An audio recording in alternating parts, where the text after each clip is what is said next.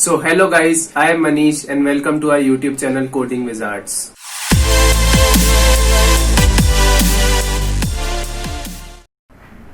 Hello guys, इस video में हम बात करने वाले हैं C++ के बारे में। यह एक पूरी प्लेलिस्ट होने वाली है जिसके अंदर हम पूरे C++ को कवर करेंगे और ये प्लेलिस्ट हमारे YouTube चैनल कोडिंग विज़ार्ड पे अपलोड होगी। इस वीडियो में हम देखने वाले हैं कि बेसिकली C++ होता क्या है, हमें क्यों पढ़ना चाहिए, इसके क्या क्या यूजेस हैं और हम एक STL के कंटेनर पेयर के बारे में बात करेंगे। अब सबसे पहले देखते हैं कि C++ होता क्या है। तो जैसा कि C++ से समझ में आता है, STL का मतलब है स्टैंडर्ड टेम्पलेट लाइब्रेरी। यह बेसिकली एक प्री डिफाइंड लाइब्रेरी है C++ में, जिसके अंदर जो भी वेरियस डेटा स्ट्रक्चर्स हैं कॉमनली यूज्ड, जैसे कि स्टैक्स हो गया, क्यू हो गया, प्रायोरिटी क्यू हो गया, मैप्स हो गया, इन सब के कुछ प्री डिफाइंड फंक्शंस पहले से बने हुए होते हैं। अब यदि हम C लैंग्वेज की बात करें तो C लैंग्वेज के अंदर यदि हमें स्टैक में से कोई डेटा को इंसर्ट करना है, यानी कि पुश करना है और पीक करना है या पॉप करना है, तो उसके लिए हमें खुद फंक्शंस लिखने पड़ते थे। पर C++ STL में कॉम्पिटिटिव प्रोग्रामर या डेवलपर की जॉब को आसान कर देते हैं। STL बेसिकली 4 चीज़ों से कंसिस्ट करता है। वो 4 चीज़ें होती है algorithms, containers, functions and iterators, जिसके बारे में हम आगे बात करने वाले हैं। इस वीडियो में हम देखेंगे एक STL का कंटेनर जो कि है पेयर। अब सबसे पहले हम देखते हैं कि पेयर होता क्या है। पेयर बेसिकली 2 डेटा एलिमेंट्स का कलेक्शन होता है। वो data elements same data type के भी हो सकते हैं और डिफरेंट डेटा टाइप के भी हो सकते हैं। पेयर बेसिकली एक डेटा स्ट्रक्चर है जो कि 2 अलग अलग या सिमिलर डेटा टाइप के एलिमेंट्स को या डेटा को स्टोर करता है। पेयर जो है वो हैश इंक्लूड यूटिलिटी में डिफाइंड होता है। इसका ये मतलब है कि अगर हमें पेयर को यूज़ करना है तो हमें हैश इंक्लूड यूटिलिटी का यूज़ करना पड़ेगा, मतलब ये हेडर फाइल इंक्लूड करनी पड़ेगी। या फिर हम लिख सकते हैं हैश इंक्लूड बिट्स /stdc++.h। ये एक ऐसी लाइब्रेरी है जो कॉम्पिटिटिव प्रोग्रामर्स बहुत ज़्यादा यूज़ करते हैं। ये लाइब्रेरी बेसिकली जितनी भी C++ की लाइब्रेरीज़ है उन सब का एक कलेक्शन है। तो अगर हम ये लाइब्रेरी फाइल को इंक्लूड कर लेते हैं तो वो सारी फाइल्स इंक्लूड हो जाती है, जो कि एक बहुत आसान टास्क है अलग अलग फाइल्स को इंक्लूड करने से। अब हम देखते हैं कि पेयर को डिक्लेयर कैसे करते हैं। General syntax of declaration.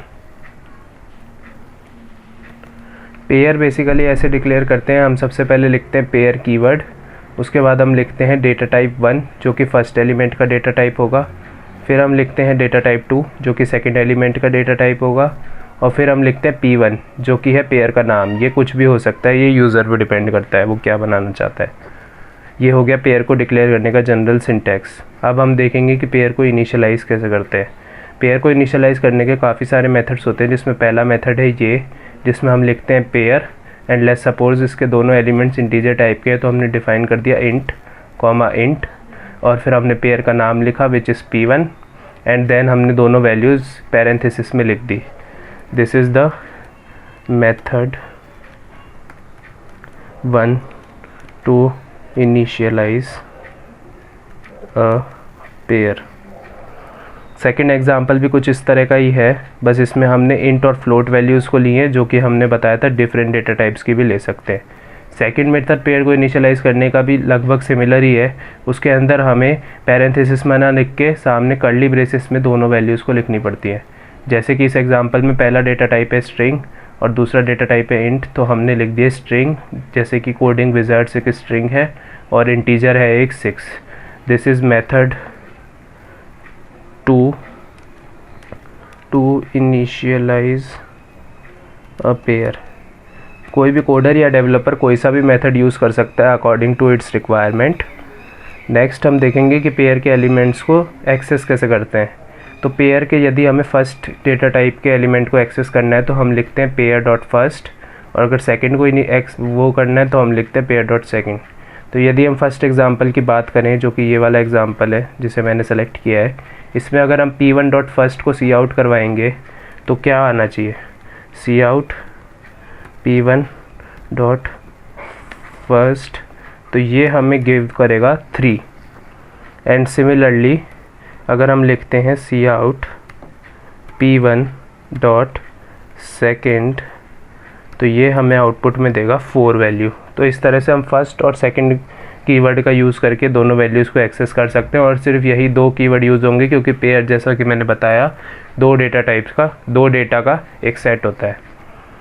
और एक पेयर को अगर जो कि मेथड ज़्यादा यूज़ नहीं किया जाता है, अगर हमें इस तरह से इनिशियलाइज़ करना हो तो भी हम कर सकते हैं। ये होता है मेक पेयर फंक्शन, जो कि प्री डिफाइंड फंक्शन है। इस तरह से भी यूज़ कर सकते हैं अगर हमें पेयर को इनिशियलाइज़ करना हो तो। अब हम एक नेक्स्ट ऑपरेशन देखेंगे which is a copy of a pair. ये ऑपरेशन हमें ये बता रहा है कि अगर हम एक पेयर बना लेते हैं पहले से P1 और हमें एक और पेयर बनाना है P2 जो कि P1 की कॉपी हो, जिसका मतलब ये है कि P1 के जितने भी फर्स्ट और सेकंड एलिमेंट्स है वो P2 के भी फर्स्ट और सेकंड एलिमेंट्स हो, तो हम इस सिंटैक्स से बना सकते हैं कॉपी ऑफ अ पेयर। ये सिंटैक्स सिमिलर रहेगा, बस इसमें कंडीशन ये है P1 must be initialised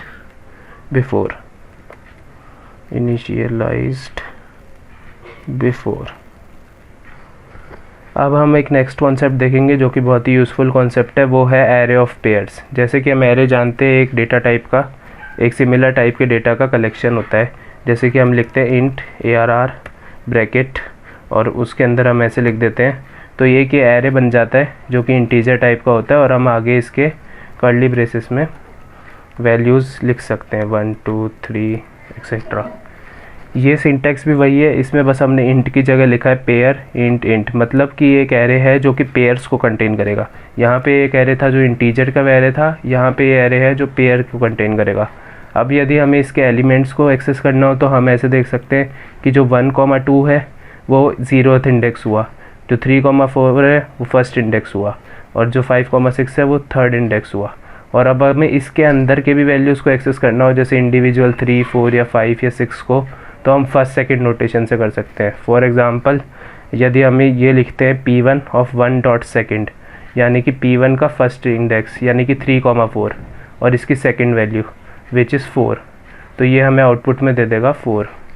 output will be 4। तो इस तरह से हम एरे के एलिमेंट्स को भी एक्सेस कर सकते हैं जो कि पेयर का बना हुआ। नेक्स्ट ऑपरेशन होता है स्वैप ऑफ अ पेयर। ये एक सिंपल ऑपरेशन है जिसमें कि हमें P1 और P2 के वैल्यूज़ को अगर स्वैप कराना हो, फर्स्ट और सेकंड वैल्यूज़ को, तो हम इस ऑपरेशन को यूज़ करके दोनों पेयर्स को स्वैप करा सकते हैं। तो गाइज़ ये जितने भी मेथड्स मैंने बताए हैं, यही मेथड्स मेनली कॉम्पिटिटिव प्रोग्रामिंग में यूज़ आते हैं और मेनली सब लोग यही मेथड्स को यूज़ करते हैं।